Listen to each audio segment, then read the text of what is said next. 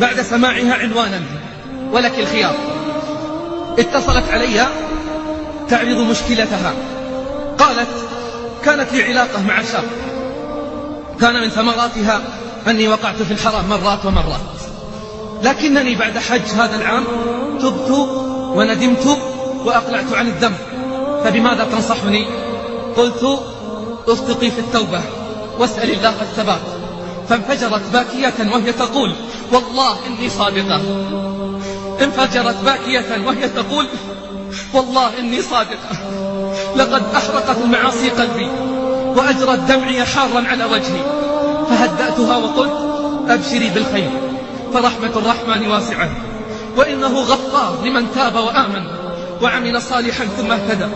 قالت: بقيت مشكلة أعاني منها. قلت: ما هي؟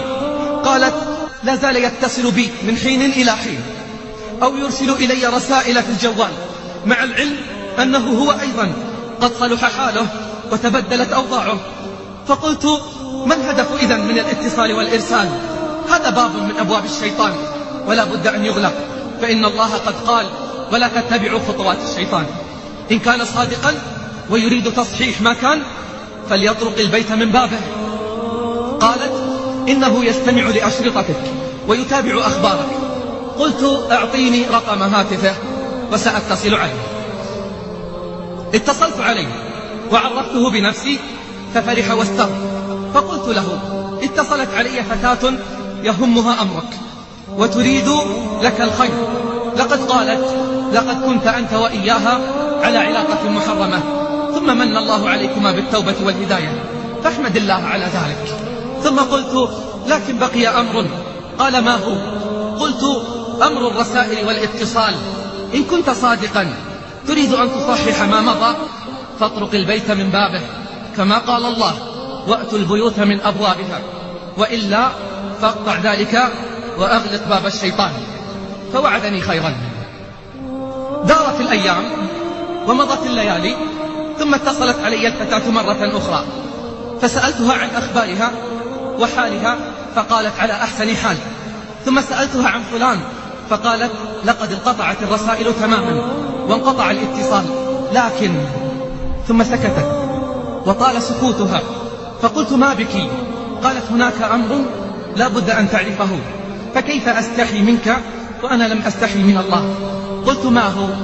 قالت: لم أقل لك إني متزوجة؟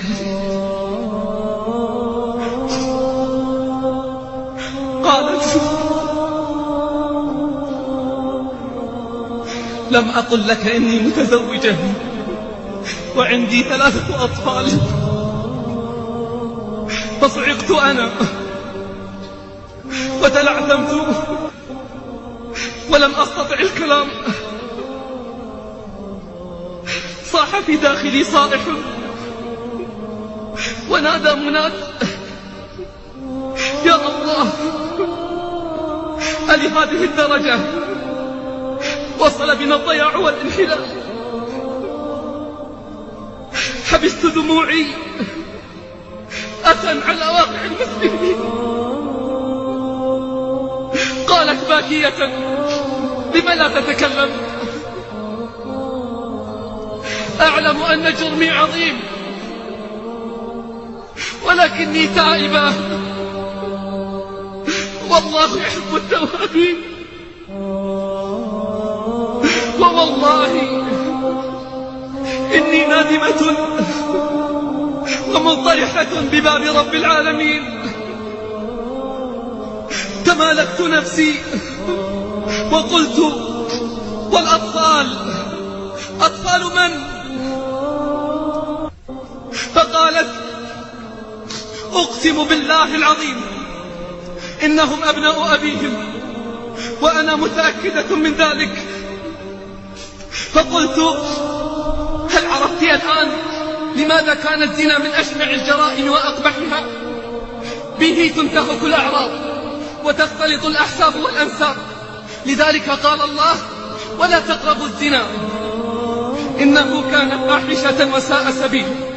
بل رتب عليه أبشع العقوبات، الرجم حتى الموت، وبدأ بالثانية قبل الثاني، فقال: والزانية والزاني، فبدأ بها لأنها لو لم تمكن من نفسها لما حدثت هذه الجريمة، فبكت حتى قطعت قلبي من بكائها، تقول: أشعر كلما رأيت زوجي أني مجرمة وأني حقيرة، ودائما أردد على مسامعه: سامحني واعف عني، وهو لا يدري لماذا أقول له هذا، بل فكرت مرات ومرات أني أصالحه، فقلت: استري على نفسك، فمن سترت على نفسها ستر الله عليها، ولكن اصدقي مع الله في التوبة.